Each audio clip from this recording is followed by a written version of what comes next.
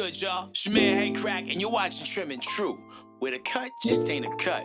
It's a conversation. Now, today we posted up at one of the newest spots in the city, the gym of rising boxing star Javon Woodard Jr. This man is fierce in the ring and sharp in spirit. But before he throws hands in the ring, he sits in the chair. Because grooming is more than just a look. It's a mindset. Let's get into it.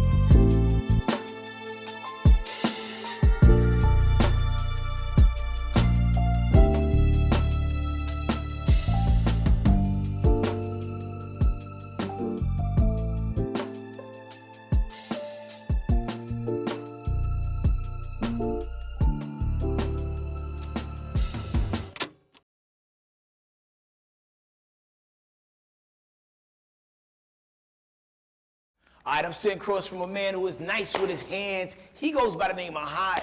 And not only is he a barber, but he's also a boxer as well. What's going on, my brother? Welcome to Trim and True. Yes, sir. Yes, sir. Yo, my brother, how long have you been cutting hair, and what led you to that profession? I've been cutting hair 22 years. 22 years. I've been cutting hair 22 years. My mama do hair, so I always just been around it. So that was just a trade I picked up, I guess. Got you. Yeah. Kind of low-key self-taught, or did mom like school you on the techniques and all that other stuff as well? I started in the garage, in the bathroom. My hair, my brother had in. Just started from there. Yo, having brothers is great, like test subjects to like, kind of like field test and see how it was going. Like, was there ever a point where like you messed up your brother's head so bad, you'd be like, all right, cool, we gonna go low? Oh yeah, we had to do bald head one time. Fuck this line up. He got he got that real good hair. You know, my brother Tracy T. Shout out my brother Tracy T. So he had that good hair, man. Messed it in line up one time. He had to go Michael Jordan. All right, so when you like get ready to style like, you know, a boxer for the ring, you know, before they go in and do their thing, you know, there's a fine balance that's needed, you know, because you don't want them to look too handsome, too pretty. But you know what I'm saying? But you also, you know, want to make sure they're fresh. Yeah. So how do you tailor the look of the client, you know, ahead of the fight? Is it based off of, you know, their personal request on how they want to do it? Yeah. Or what you think will look most efficient for what's going on because you understand what they're about to do? Both, a little bit of both. Cause I got to give them what they want, and then I got to give mine what I think on it. You know what I mean? Unless I think what they're doing is cool, but it's always what they want. Got you. Yeah. You know, it's weird, like, you know, when I think back historically, right? There's certain hairstyles that you've never seen in a boxing ring. Yeah. Like, can you think of a time where there's been a boxer that had like a high top fade in the ring? Because even at the peak of the high top fade being a thing, I've never seen one that has like been like Kid and Play length or even Big Daddy Kane length. No, I don't think I seen that. We've seen Jerry curls. Yeah, we seen Jerry curls. I think we seen small boxers, but I ain't seen no high top. No, I ain't seen. At least I ain't seen it. Yeah, at least I ain't seen it. Do you feel like a lower hairstyle makes you a little bit more aerodynamic for when you do what you do? Depends on the boxer preference. You know what I mean? Some people feel like they have their power. So. It's wild because like Holyfield used to have hair. He used to have that little like, you know, tiny box, and then like it seemed like when he lost his box, he got like more powerful. It worked in reverse for him. I don't even think I remember Holyfield with the box. Yo, so that's crazy. Because like sometimes, you know, with you can tell like, you know, what pocket of time people are from based on which version of Holyfield they remember. But I don't see. Yo, he used to have a Sega Genesis game, and on that game he had the box because he didn't lose his hair yet. I think you're right. It was like a completely different dude when you think back on it. Bro, you making me feel old, bro. Relax. Well, shoot, you feel old. I'm the one who remembers it. I feel old, bro. And there ain't nothing wrong with like, you know, living through time and remembering stuff, man. I just remembered it when you said it, when he do got it on that doggone, on that, what is it, the Mike Tyson punch out? It was a Sega Genesis. It was like a Vander Holyfield boxing. Yeah, I think it was on that Mike Tyson punch out too. He had the box. That was Mr. Sandman. Like Holyfield wasn't in the Punch Out because Punch Out came out like I think in like '87. I remember when it dropped. I was like rocking back and forth in front of the store waiting for it to come out, man. Those were good times. Good times. Yeah. What got you into the world of boxing? I used to fight a lot growing up, so then I always liked boxing. So it was just something where I just turned a negative to a positive. Yo, it's kind of dope because like I imagine like, you know, when you beat up people when you was younger and then they see that you went on to be a boxer, they'd be like, all right, cool. Yeah. Because it's one thing to get beat up by somebody who went on to be boxers, another thing to get beat up by somebody who like went on to do taxes later. You know what I mean? You know what I'm saying? Like, yo, man. He used to get beat up by the tax man. Golly. My man pursued his purpose and he found it. You know what I'm saying? That's love. So tools of the trade, everybody has their favorite things, man. So when you're cutting hair, what's your favorite type of clippers to use? You know, what kind of like, you know, post-grooming ritual do you like to hit your clients with when they leave the chair? I like a lot of the Babyliss. I like a lot of the Andes. I just like to make sure my customers is clean. You know what I mean? I make everybody look like an Instagram model when they get out my chair. Yeah, it is. Make everybody look good, man. Feel good. That's the ultimate goal. Got you. Now, when you was growing up, man, like, what was your favorite hairstyle, like that you had, like as a youth, like, you know, teenage years? I think mine was the Afro temp. I had the Afro with the temp fade on the side. You know, but see, back then we wasn't sponging and stuff. Then that was more like the Craig Mack Afro. Okay, like You know it was what I like mean? picked out, full, So perfectly gel, round. temp. You know what I mean? Like the Craig Mack era. You know what I mean? That's what I had, like the Afro temp fade. Not the Afro, not the sponge joint. The Afro, the clean one. Yeah. Yeah, you know, it's crazy how like that little sponge just changed the whole game for That everybody. nappy look. Yeah. That nappy look. It's like, you know, like gently distressed hair, you know, But kind of Steve. it kind of worked out too, because a lot of times, you know, trimming the Afro take time. So a lot of barbers, we grateful for this nappy era. But we ain't got to trim all the Afros and all that stuff. We can just temp fade and hit it with the sponge. You know How what I much mean? time does that shave off the overall process? You know, now About that you have 30 minutes. Oh, that's what's up. Yeah. Okay, I would be happy for that too. Instead of having to temp it and then pick the hair out and then trim it and then pick it out and trim it again, make sure all the hairs are even and all that, and pick it out and trim it, you just temp the hair, hit it with a sponge, and charge them with the same price that you're going to charge them to do that. It's like that scene in Coming to America. You just cut the tail off and be like, $50. That, exactly. Yo, when you was growing up, was there a particular barber? Oh, you said your mom used to do hair. Did your mom used to also cut your hair as well? No, she didn't cut my hair. Who you used to go to? I used to go to a guy named Japil. He used to cut hair in Longtime. He used to be fire. I used to go to him. I used to get my hair cut on Callan Road at this shop my mom used to work at, called Hair Palace 2001. So, yeah, I just been around in the hair industry for forever. Man, do you still go to some of the OGs that used to cut you back in the day? Nah, I got the one barber who cut my hair now. I let line me up, or if I don't line myself, then that's it. Yeah. Like, is it more challenging to line yourself up than it is to line up another person? It's a little more time consuming. I would say a little more time consuming. Why is it more so about like just working the angles, making sure like, you know, you doing Exactly, because if I'm lining your hair, I can look right at your hair. But if I'm lining my hair, I gotta work the mirror. Let's say I gotta work the sides and I gotta work this arc right here. I gotta work my mirror just to get that the way, opposed to me doing it in your hand. I'm just looking right at it. You know what I mean? Yeah, it always baffled me when people like women that could braid their own hair. Yeah. Especially due to designs too. Like Right. my mom was so good at that, and it's just like, how the hell can you? The time that it took too, like I mean, because like she would say she would be working on it for hours, but just the fact that it gets done, it just always baffles me and blows me away every time. Yeah. After so many times, I mean, you get better and better, but it's still a little more time consuming than me doing it to somebody else. You know what I mean? Yeah. Well, cool, man. Well, listen, man, your client just arrived. Yeah. We're going to get him in the chair. We're going to talk to y'all both together and make it do what it do, all right? All right, man. Let's get to it, man. Yes, Yo, sir. let's keep it sharp out here. Yes, Let's go. All right, yo, man. Javon Pop Woodard Jr. is in the building, man. Yo, welcome to Trim and True. Yo, so when did you fall in love with boxing? Instantly. When I was a kid, I used to have anger issues. I went to the gym. My pops took me to the gym around 9. And then I seen they was in there doing what I was doing, but constructed. Yeah.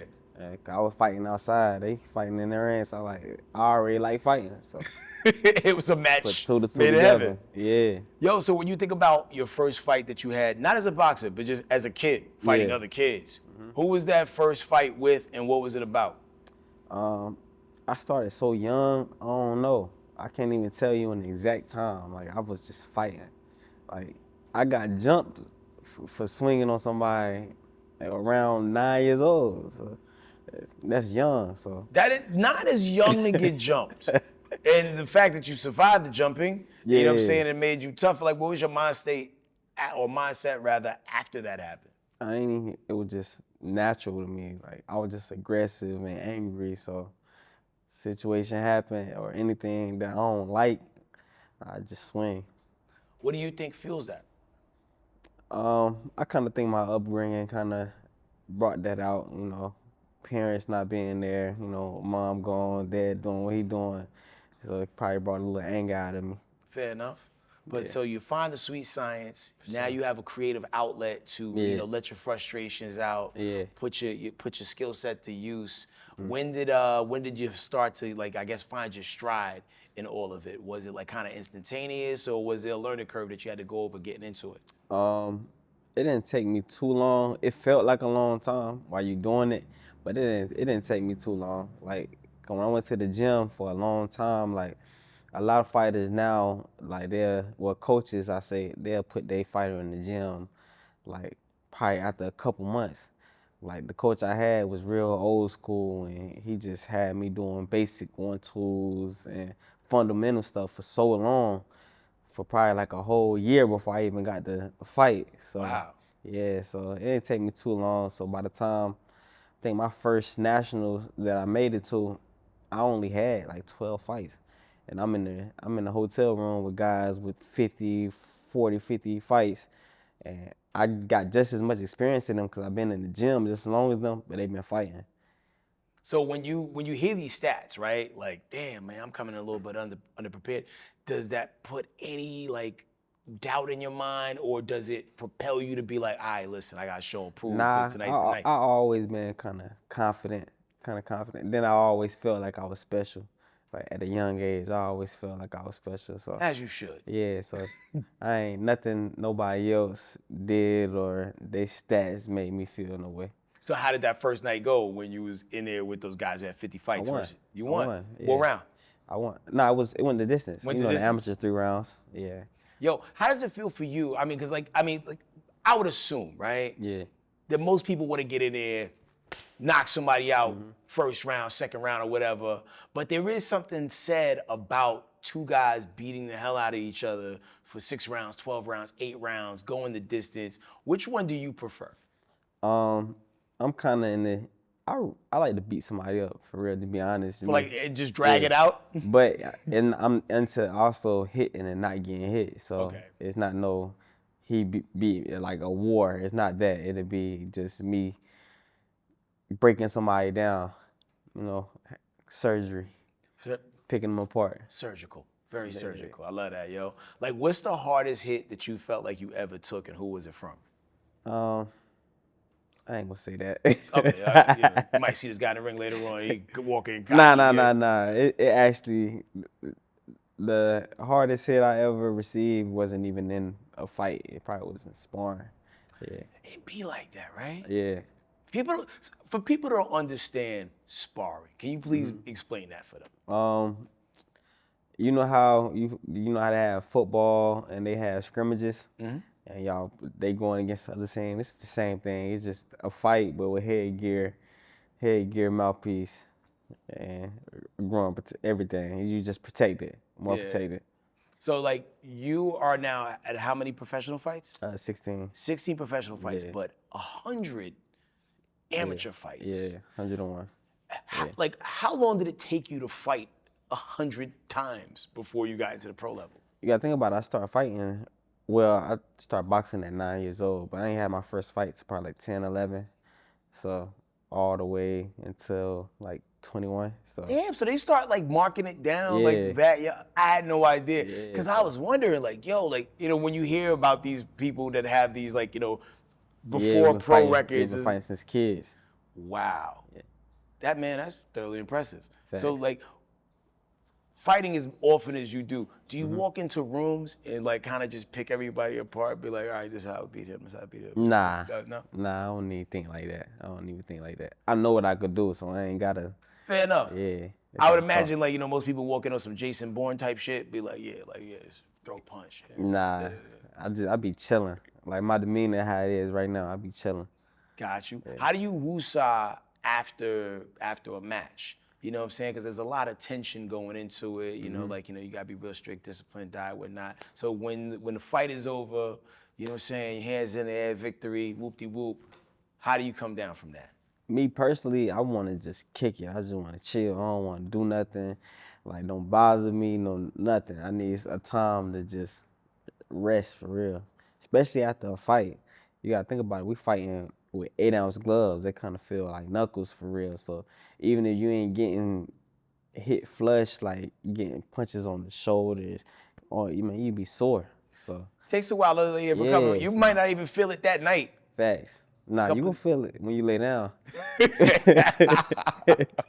Man, your personal appearance going into fights, because everybody, there's so many different styles that people pick. Some people want to go with the menacing look, some people want to go with the pretty boy look. What is your approach to your style, like when you go into the ring? Nah, I want to look good. They say what you say, that you look good, you feel good, you perform good. I mean, so as long as I'm looking good, I'm feeling good. And if I feel good, I'm gonna perform good. Easy enough. Yeah. Now, how did you meet Hot? We actually met in the boxing round. He trained in Granite City. I used to always go to Granite City. So we've been knowing each other for years. Like, how much of a connection do you feel like you have more of because he understands the world that you're in and vice versa? I think it plays a part, but I think also it's just like who he is and who I am. It just automatically mesh.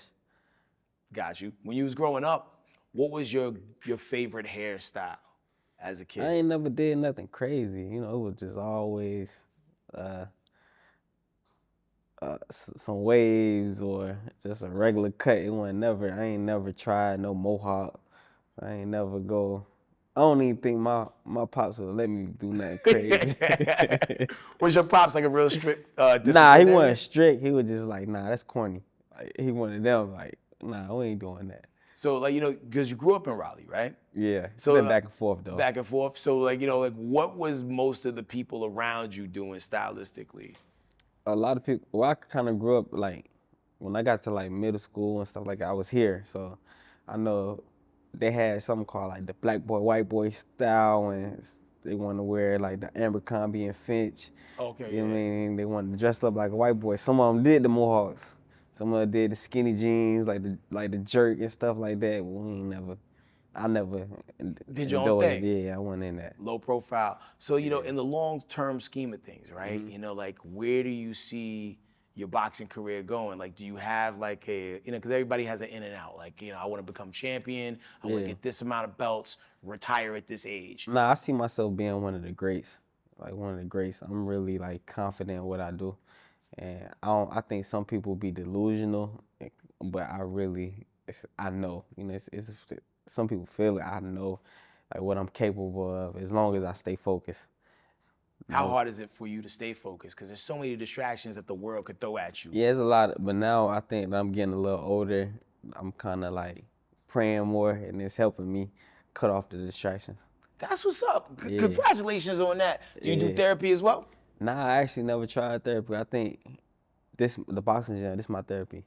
That's word. Yeah. And the crazy thing is, like, it seems like therapy would be scary for someone who's in the competitive business, right? Because, you do want to keep a little bit of I couldn't even imagine somebody that's, I don't know, some people just have them jolly personalities, but I don't think I would be where I was if I was just so happy, like too happy. I completely understand that because whenever I see interviews with happy boxers, I'm like, this guy's gonna get punched a lot. Nah, it's good to be happy. I want to be happy. And at times I am happy, but I feel like if I was like a super jolly person, this wouldn't be for me.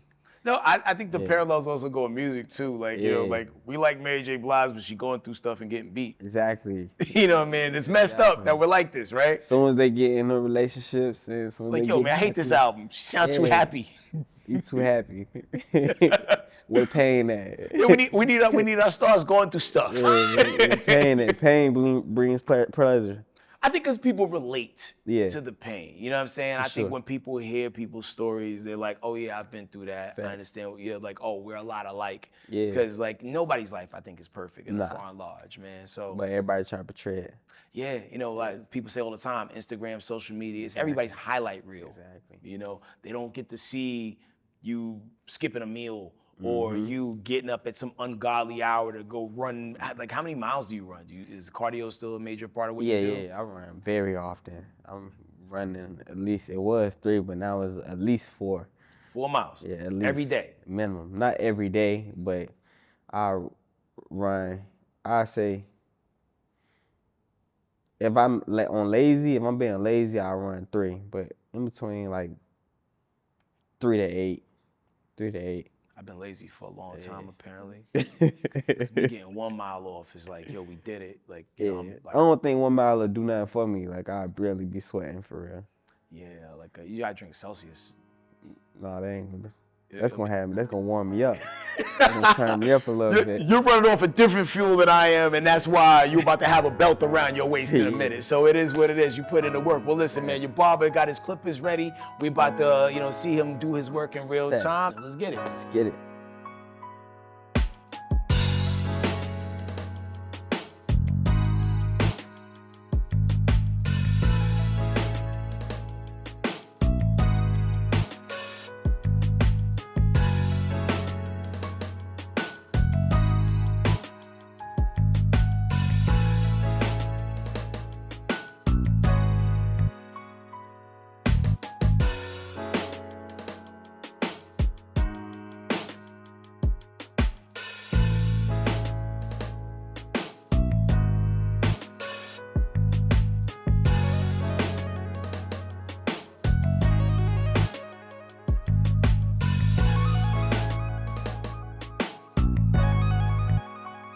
From the gym to the chair, we've seen that grooming ain't just looking clean. It's about staying focused, disciplined, and real. Big shout out to Javon Woodard Jr. for stepping in the chair, and to our barber for keeping the blade sharp and the vibe sharper. It's your man Headkrack, and remember, when you look good, you fight better. This is Trim and True. We'll catch you next cut.